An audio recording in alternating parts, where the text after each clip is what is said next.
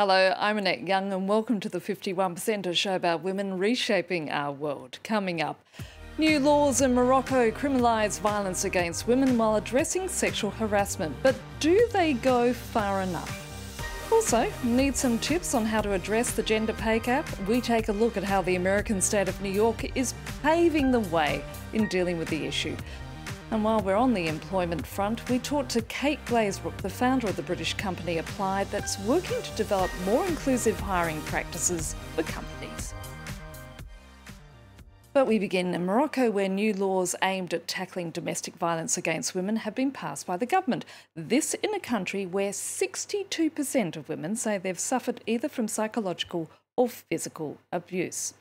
The main breakthrough, however, is the ability for authorities to now use social media or text messages as evidence. Victims of domestic violence can find refuge here, at this local association in the small town of Shishawa.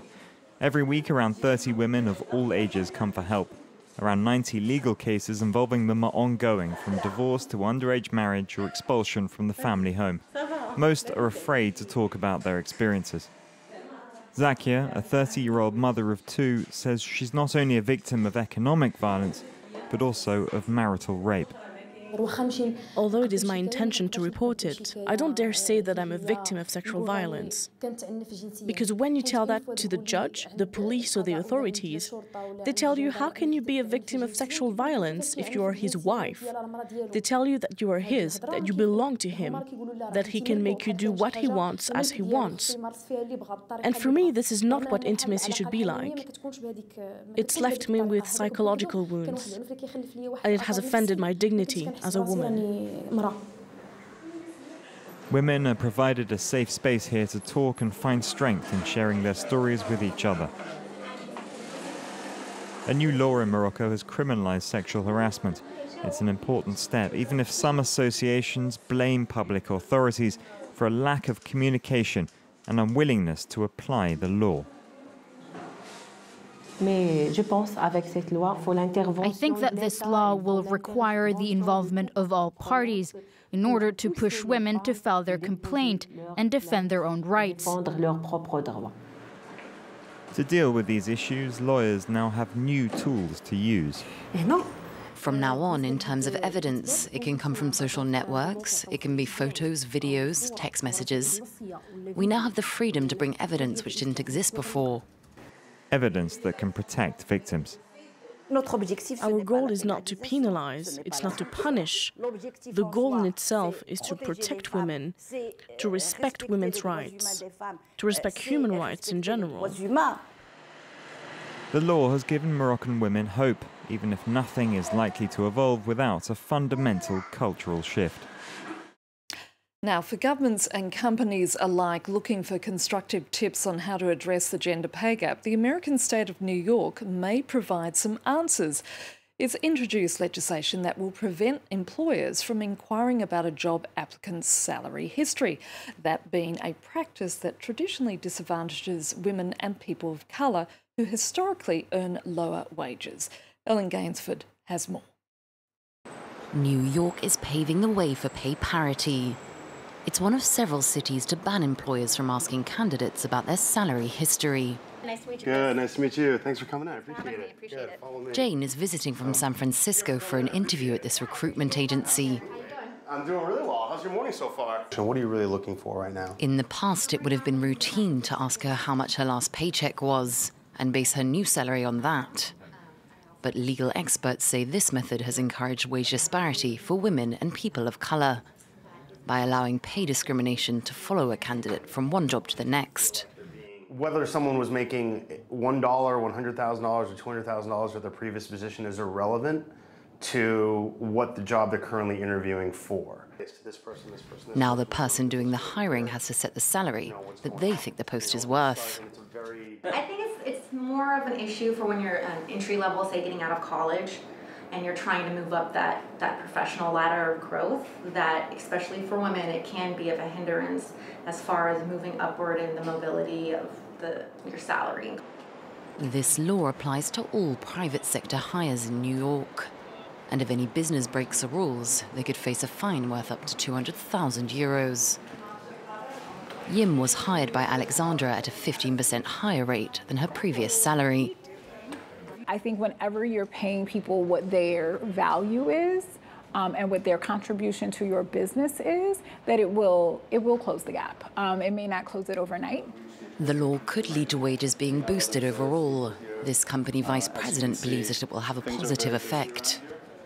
The natural thing to think is that businesses are going to lose money from this. But one of the things we feel is that this could actually be good for the business too, because the second the person knows that they're going to earn based off of how much they bring in, they have a whole lot more motivation to work harder, bring in more for the business. Thanks in part to the new law, New York now has the smallest gender pay gap in the United States, though women still earn on average 11% less than men. So we've been talking there about the gender pay gap, but how do we eliminate those discriminatory practices that particularly affect women when it comes to applying for jobs? Kate Glazebrook is the founder of Applied, a British-based company that looks at ways to make hiring processes inclusive as possible, and she joins me now from London. Kate, thanks for being with us. Can you give me an outline of how gender discrimination, even in 2018, still affects company hiring practices?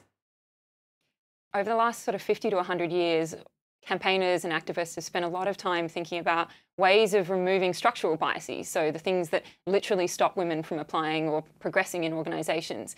And yet, even in 2018, we see that there are about twice as many FTSE 100 bosses called David or Steve as there are women. And as you showed in your last segment, the gender pay gap continues to persist. In the UK, we see it's at about 18%.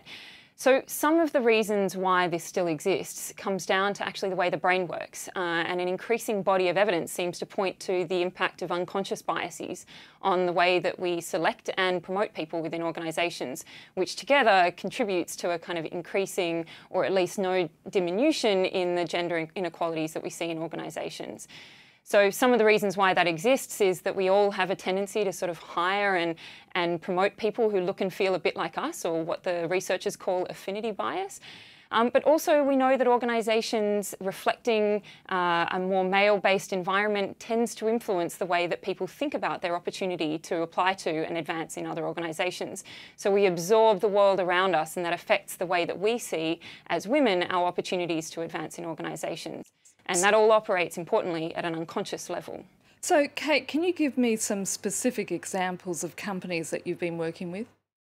So we've been working with organisations on basically breaking down their hiring processes and building them back up, taking into account what we know works for removal of bias within hiring processes. And some of the ways in which we do that is even looking at things like job descriptions.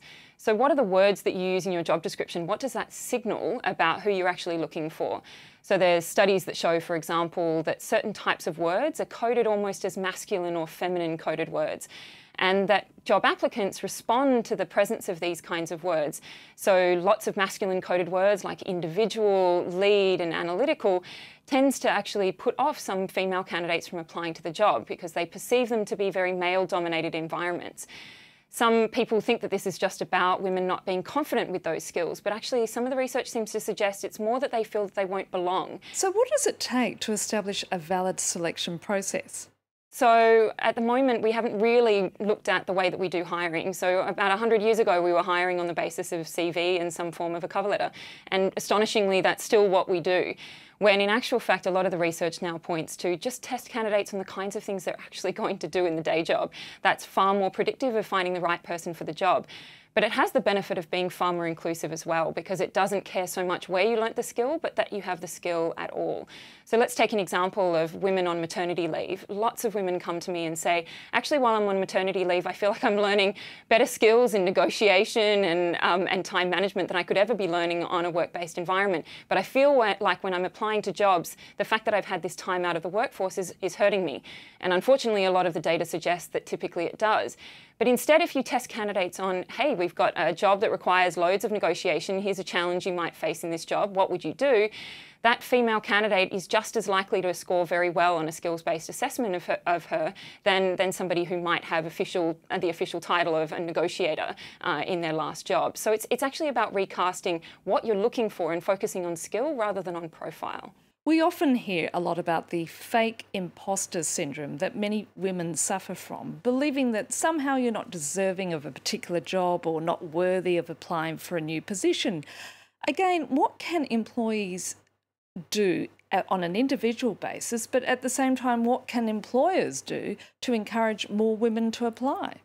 A lot of it is about seeing is believing. So organisations can make a lot more out of the fact that they might actually have a more diverse workforce than is known outside of the organisation, and demonstrating to candidates coming in that actually there are senior females in this organisation, and here's what they do. For candidates themselves, it's actually about, you know, being willing to put yourself forward a little bit more. But I'm a big believer that a lot of this can come down to just smarter practices by employers that want to do the right thing. So most employers have absolutely the intention to make sure they're selecting the best candidate and avoid any of the biases that we've talked about in the past. But some of the practices that they currently use, unfortunately, doesn't get to the bottom of that. So it's not sufficient to just say we have a diverse workforce. It's actually about the way that you do those hiring practices and removing the bias right from the get-go. So some of those kinds of things include making sure when you list out the requirements for a job, is everything that's under the essential criteria actually essential for the job? Because research suggests that women are less likely to apply where there's a very long list of things in that job description. Not necessarily because they don't think they have the skills for the job, but that it seems that women are more likely to believe that that's a real requirement, that they are more sort of rules-oriented than men might be, where men might be slightly more likely to take a punt. So being really deliberate and practiced in the way that you design your processes and sort of designing out from the environment the bias that might creep in does a huge amount to kind of overcome the inequalities that we see in the workforce. Kate, we're going to have to leave it there. Thank you so much. Thanks, Annette. And that's it for now. You can also connect with us via our Facebook page. That, of course, being France24.51%, or do send us a tweet at _51%. So until our next show, bye for now.